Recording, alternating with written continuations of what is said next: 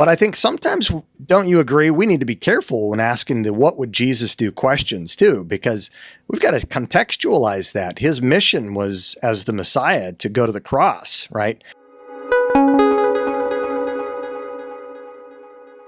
And now I had to really ask the question as a fairly new Christian, am I willing to shoot someone? We're being prepared to be shipped over to Iraq, and I had to reconcile in my mind now this stuff could really come down. And I thought, well, most of them might be Muslims. I don't really think they're going to heaven, and so maybe I'll just shoot them in the kneecap if I have to. Well, but what if they shoot my fellow soldier? And I just had to wrestle with that. Sure, in the Old Testament, people killed one another, but Jesus said, he who lives by the sword dies by the sword. Who or what would Jesus shoot? Aren't followers of Jesus supposed to be pacifists? That is, we shouldn't be shooting people, should we?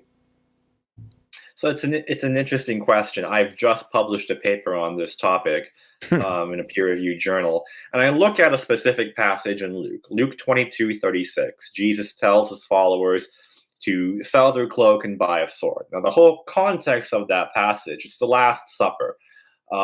Jesus is alluding to an earlier part of the Gospels where he sends his disciples out and says, don't take all these things with you, just rely on them to be provided to you.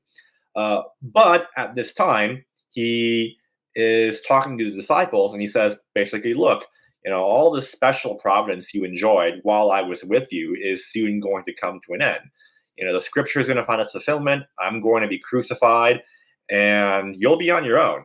And so he says, if you don't have a money bag or knapsack or sword, obtain these things. In fact, he says, sell your cloak and buy a sword. Well, a cloak in that time was a very important piece of property. We're told, I believe in Exodus, that it's something that if it's used as collateral, it should be returned because someone's not going to have appropriate clothing for the night.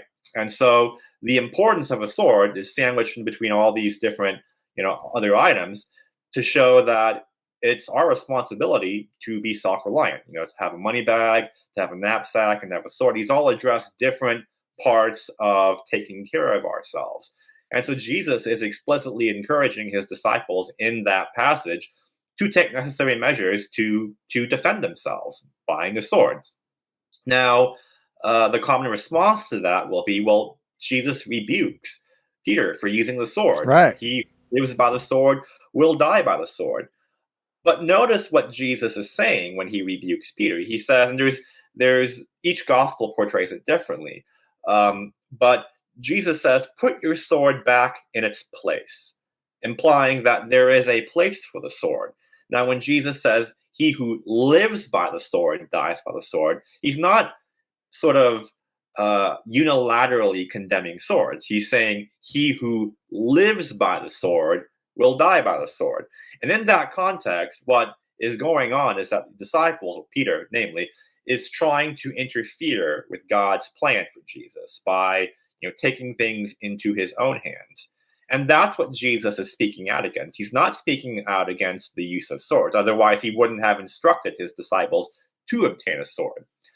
He's saying that, look, using a sword for this purpose, namely interfering with what God has for me, that's not going to get you anywhere. And if you do that, if you use the sword as sort of a spiritual antidote, then you will die by the sword. But he's not unilaterally condemning swords as such. In fact, like I said earlier, he encourages the disciples to obtain a sword in Luke 22:36. One other response is that, well, the point of obtaining a sword in that passage is so that Jesus can look like a criminal, and so that he can be convicted as a rabble rouser, as a revolutionary, and so the purpose of the sword is to facilitate Jesus's appearance as a common criminal. Well, in the paper I mentioned, I give, I believe, 5 reasons for rejecting that interpretation. One, it doesn't make sense in the money bag and knapsack. If the purpose of the sword was to make Jesus appear that night as a criminal, why would he also say, obtain a money bag and knapsack? Those don't have any relevance to that specific, that narrow context.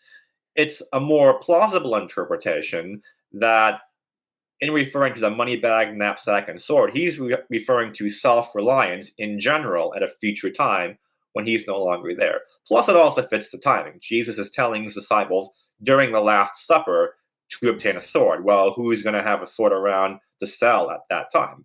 And so I give 5 reasons to reject the fulfilled prophecy interpretation of the sword reference. I think the sword is, as the scripture says, plain reading of that passage, I think, is, do all these things so that you can take care of yourself.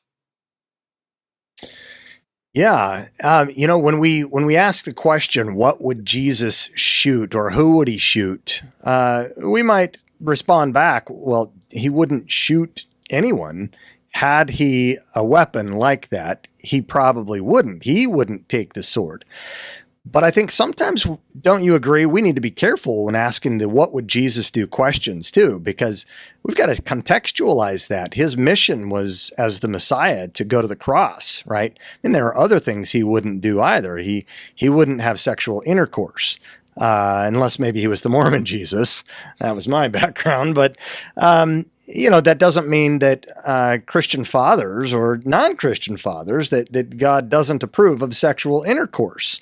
But that's what you have to do to have children.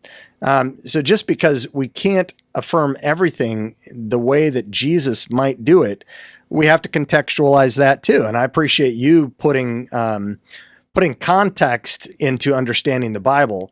That's the greatest way to deviate. You can make it say anything you want it to say if you don't pay attention to context, right?